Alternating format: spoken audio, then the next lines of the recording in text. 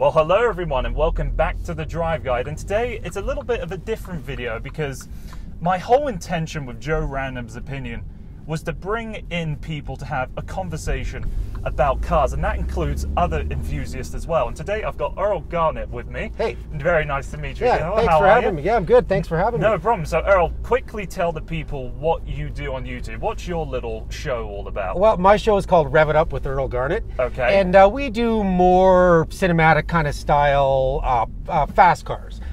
Classic cars, muscle cars, pretty much anything that's not sensible.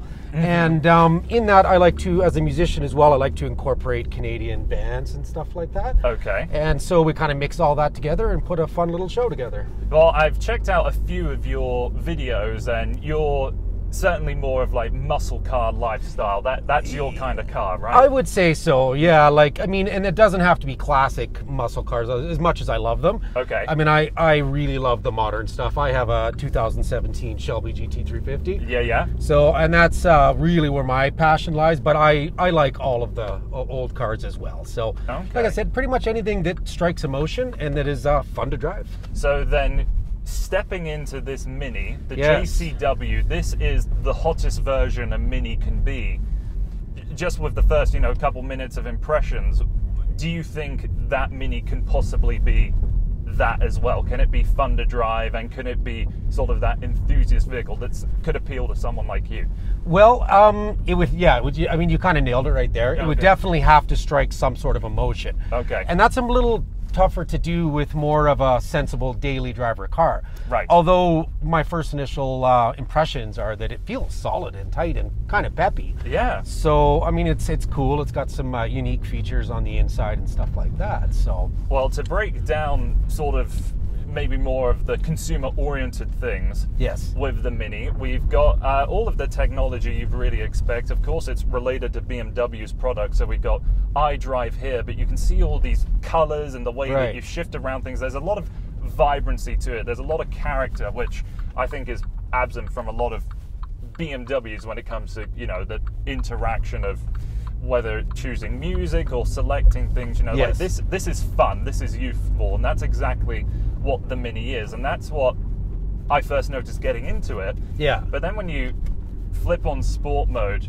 you have this standard active exhaust that starts up, and you can put the car into manual mode. Oh, that's pretty good.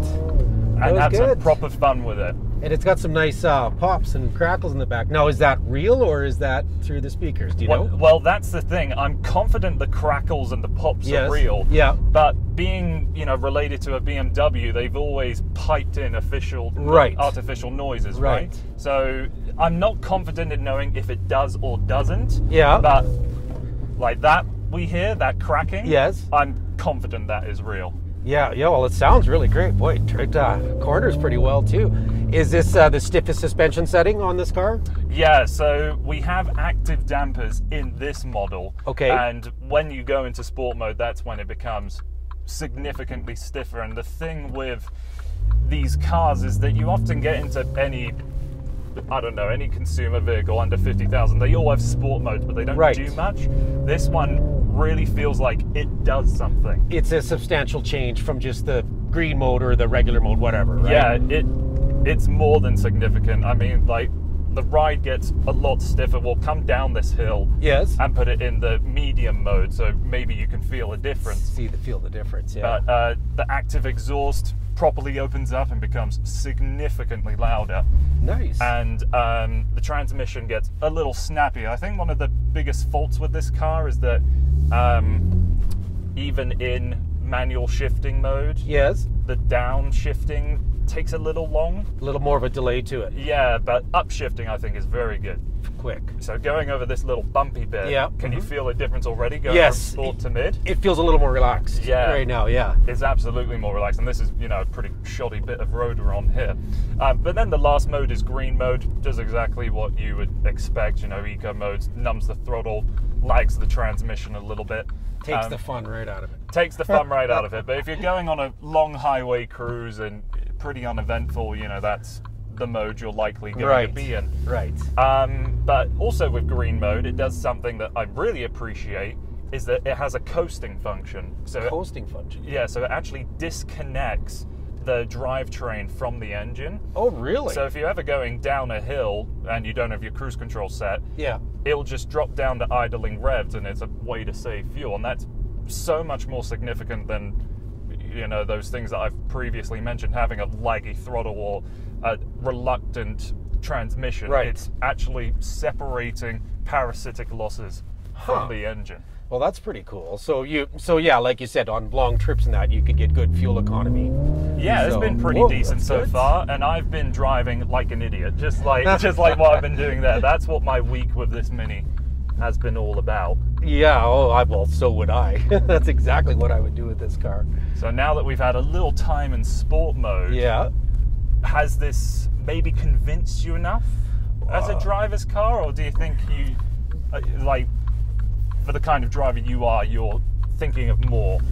Well, okay, so, I mean, I would still classify this somewhat, in my mind at least, to a sensible daily driver car. Okay. Like, for example, my wife loves these cars, and she would get one tomorrow if she could, and after driving it, you know what, I would totally agree with that.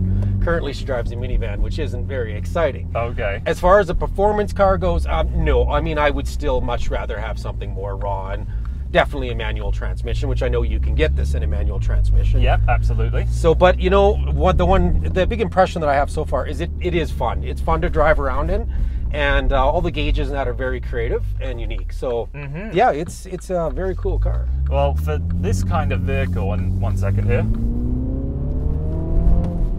like that's when it feels a little artificial for noise. Oh, okay, yeah. Like for this kind of car, it is for somebody that wants a vehicle with personality. They want a vehicle that has a character to it. And Minis have always been good at that. But right. I think this Countryman, perhaps for the individual that needs more space, you know, I'm 6'4" and I can sit behind myself. There's a decent amount of trunk space. I think this is the vehicle that could satisfy most people. You know what? I would agree with that fully too. Even if you had a couple of kids, it would still be fine because the trunk space is still sizable. Yeah. And it is fun to drive. And that is kind of what, unfortunately, has been missing for a long time is emotion in driving and cars that are emotional to drive. And I find that to be very, very important. I mean, I've been through a lot of sports cars, muscle cars in the last 6 years. Right. And now I know fully it's not necessarily about horsepower numbers or torque numbers. Okay. It's how fun is it to drive. Yeah. Right? Unless you're going to a racetrack every day, which most of us cannot, is how fun are you having when you're driving it. So this, on a sensible level, makes sense to me as well. Because I was watching your video about comparing your GT500 that you used to own to the 350 that you now own. And one of the things you were fearful of is having about 100 less horsepower was going to ruin the driving experience. You thought it wasn't going to be any fun anymore. Exactly. I was really worried about that. Like, because it also, I was tortured if you watch the video, because it was delivered to my garage in January. So I couldn't drive it until April. So it was like, oh my God, what have I done? And so many sleepless nights, I was worried about that. But 30 seconds into driving it, I realized that, oh my God, what a fantastic, fun car. And that taught me a huge lesson.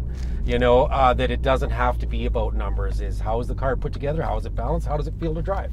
So then everything that you've learned here and everything that you've said about this Mini, as a driving enthusiast, it's something you now would consider. But is there anything else in this class of car or this price point that you would consider otherwise to this? To this car, probably not. Like if I was going to go for something a little sporty like this, I think, especially after driving in here now, this would kind of be it. But mind you, the price point of this car is not that cheap. Like what is this, 45, 48,000? 47, this exact model. This loaded up model is $47,000. Yeah. So what other doors does that open for other comparable cars in your opinion? Well, I think the leader of this class is the XC40. Okay. And the one that I drove, it had more tech in it. Like this doesn't have really any active safety equipment, which the Volvo had everything, and that was a $54,000 vehicle. Yes.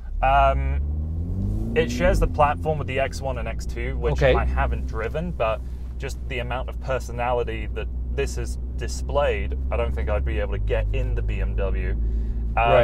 So would I take this over an XC40? You know, probably not. That XC40 was a lot quieter on the highway. I'd say it was a little more fuel efficient, but again, that has been me beating the hell out of this thing. Right. Because that's the joy of having these vehicles, is that you kind of get to do whatever you want to them. Yeah, exactly. And you don't have to pay for tires or brakes. Yeah, exactly. Yeah, no, that's good. And how has it been on fuel, driving like a hooligan for a week or however long you've had it there? Well, I can go to this little computer and it tells me I've done 24 miles per gallon and I've been driving just under 400 kilometers. Oh, wow. There isn't an option for liters for 100. Okay. For whatever reason, I can't find it.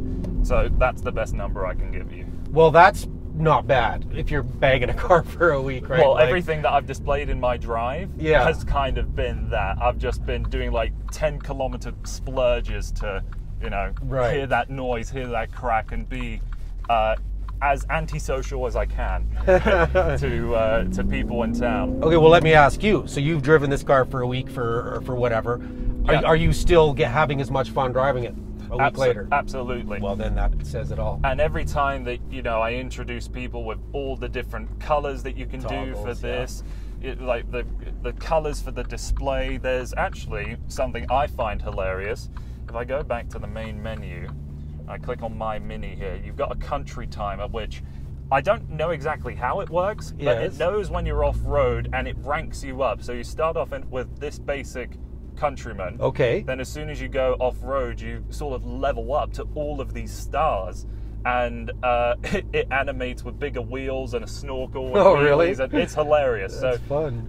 Maybe there's some more secrets hidden in. Like I've discovered, if you ever get into the car and you turn on the ignition but not the engine. Yes. There's a little Mini that appears here and it winks at you. Oh, to, like, really? Tell you to come on, get going. And other animations here as well for like whenever you want to change up the driving modes. Like a rocket ship and a go-kart, the animations for you to customize it. Yeah. That's awesome. See, mine just has a snake come up when you drive it. Oh, okay. You can't beat that. Yeah. Yeah, no, this is I can see that this is fun to drive in that go-kart sort of fashion. Mind you, a high-tech, well-performing go-kart. Yeah. But I could see that it definitely would be a blast to drive. Because the last one I drove was in 2005, I think. Was that a Cooper? Yeah, it was a Cooper, and I actually got a speeding ticket on the test drive with it. So that was fun. But it was fun to drive. I remember really liking it. Well, I must say, as much as I don't really like too much infotainment centers, and I know I'm probably the only one in the world that says that, this one is quality. You can see like the graphics and everything are iDrive, right? Yeah. It's pretty good, absolutely. Well, I'm glad that you're impressed by it. Is there any other questions you have about this car, or perhaps the brand that I could address, or any other opinions you want to share? What's your thoughts on the paddle shifters? Are they fast, or is it have a little delay to it? Let's show you. So downshifting is, let's go into sport mode. That's the best representation of it. Oh, that's pretty quick. Yeah, it's pretty good. I mean, these are plastic paddles. They feel high quality.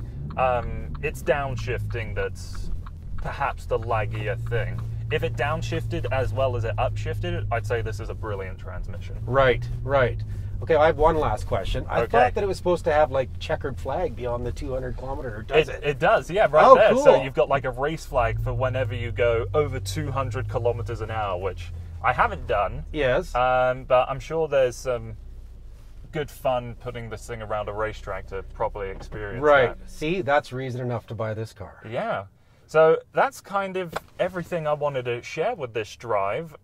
Any other final thoughts? That was really fun. Thank you very much for showing it to me. And Thank you. Peppy little fun car, absolutely. So then, to sum it up in one sentence, is that what you'd say? It's a fun well, I was going to say off-roader because this thing just came out. You see those chunkier tires? Yeah. My mind went straight to that.